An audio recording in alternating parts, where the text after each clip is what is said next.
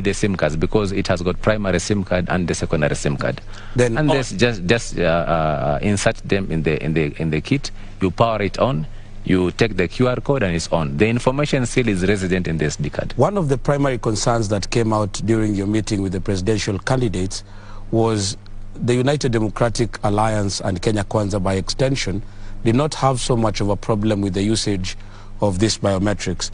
But one question was raised by the presidential candidate and the Secretary General of UDA, Veronica Maina, where they requested if there was a possibility that political parties would oversee the process of what is being fed into the KIEMS kit. Is it still an open invitation to them? And in line with that, is that what will also be on the manual register in the event that it is put there as a last resort? That's what they wanted to confirm. Yes, we actually did discuss the same in our meeting, and we did actually agree that we'll allow them to go and visit. In fact, even as we speak, the first round of membership from those presidential candidates actually visited our warehouse and they saw the work. They were very impressed with the work that was going on. And we've even agreed that we will still continue allowing them to go and observe what is happening there. Even during the time when we are actually now preparing, we are duplicating the stickers that will be used for the purpose of our agenda. Okay, Chairperson. Chairman and CEO, we need to be winding up. We need an intervention from Abu Bakar because it's just out of time. All right, Chairman, my colleagues are making reference to 2017. One, because it was the last general election, and two, because there was an election nullified. Part of the reasons as to why the Supreme Court held its decision of nullifying that election was the hesitancy by Iebc to open the server. Nearly 5 years later, you are still the chairman of Iebc. To the millions of Kenyans who are watching us tonight, can you explain to them why Iebc chairman Wafula Chebukati and the commission was hesitant to open the server? Is still hesitant. That is not true. We were not hesitant to open the server. But that is the reason as to why the Supreme Court nullified that election. Yes, the server was opened. There were 14 orders by the Supreme Court. And giving access to the teams then that had come to the were sent to have access to the server.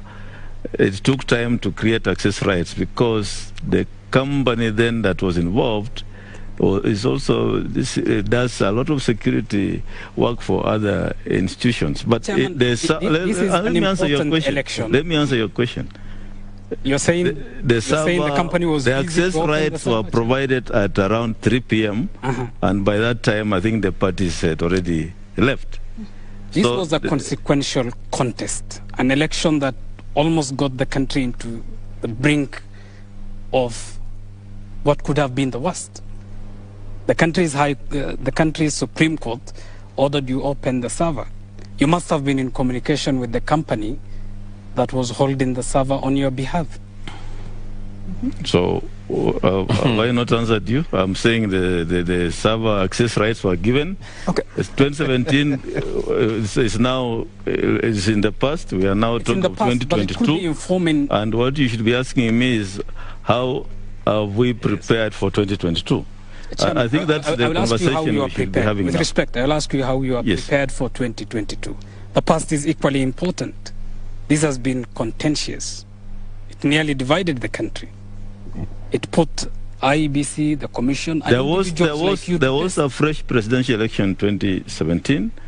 The commission enforced what then had been was the judgment of the first judgment, the nullification. Everything that was done in that nullification case was then implemented in the fresh presidential election, and that's what we are now running with. So let's not dwell on 2017. Let's as we finalize, should you be ordered by the Supreme Court in the next 27, 28 days to open the server? What confidence are you assuring Kenyans that you will have the ability to open the server? Yeah, that's a good question. First of all, I want to tell Kenyans tonight that the main server is at the polling station. That's where the focus is. That's where the media will be. That's where the agents of candidates will be. We are telling everybody the result is at the polling station.